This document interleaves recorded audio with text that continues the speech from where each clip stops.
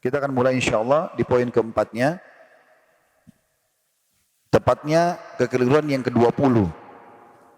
Menggunakan bejana emas dan perak serta makan dan minum dengan keduanya.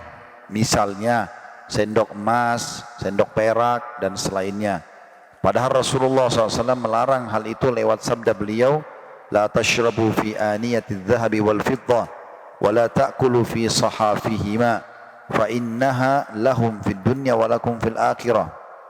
Janganlah minum dengan bejana emas dan juga perak, serta jangan pula makan dengan piring terbuat dari keduanya, karena semua itu untuk mereka atau orang-orang kafir di dunia dan untuk kalian di akhirat.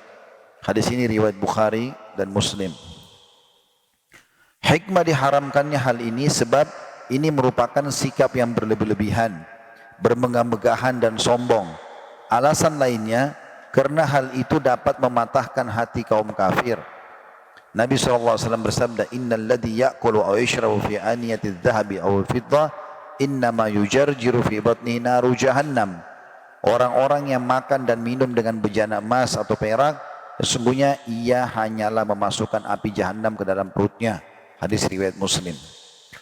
Kita rincikan dulu pelanggaran yang ke-20. Khusus masalah emas, ya. Emas dulu dibolehkan bagi kaum wanita jadikan sebagai perhiasan dan diharamkan bagi kaum laki-laki secara mutlak. Karena Nabi SAW pernah mengangkat di tangan kanan beliau emas, di tangan kiri beliau sutra.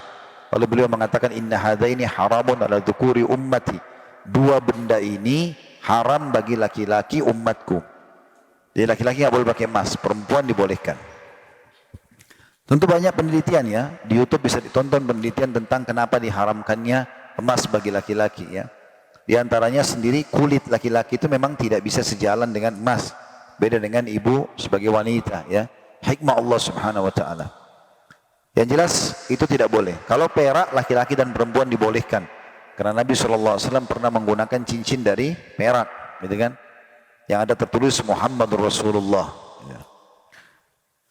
Kalau menggunakan selain daripada itu, maka lebih cenderung kepada larangan seperti gelas, piring, ya ini tidak boleh. Kalau cuma warnanya emas tidak ada masalah. Tapi kalau sudah menggunakan untuk bahan fasilitas makan dan minum, maka itu tidak boleh karena dianggap berlebih-lebihan. Dianggap berlebih-lebihan.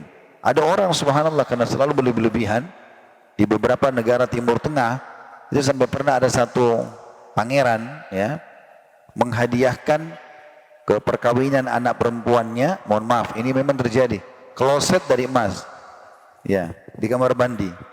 Nah, itu dia ada diangkat di YouTube itu. Ya.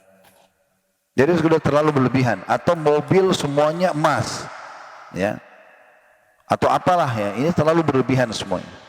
Dan ini hukumnya tidak boleh tentu dalam agama Islam. Tapi kalau dalam perhiasan dibolehkan. Berhubungan dengan masalah ini juga kita dianjurkan agar jangan lupa mengeluarkan zakat daripada emas itu. Ya, sesuatu yang Bapak Ibu pakai tidak ada zakatnya kecuali emas dan perak.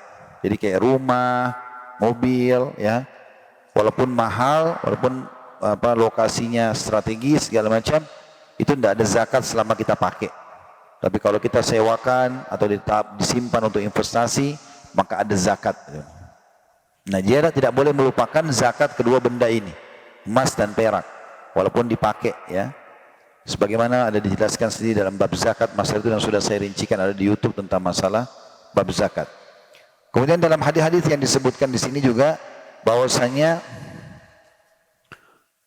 orang-orang yang makan dan minum sengaja dengan wadah emas dan perak ini, mereka sedang memasukkan api neraka ke dalam perut mereka. Sedang memasukkan api neraka ke dalam perut mereka, ya. Dan ini sesuai dengan sabda Nabi SAW, apa adanya. Sebagian ulama ada yang mengatakan di dunia Allah masukkan api ke dalam perutnya sehingga setelah ada masalah, ada penyakit, di akhirat malah mereka dimasukkan ke dalam api neraka.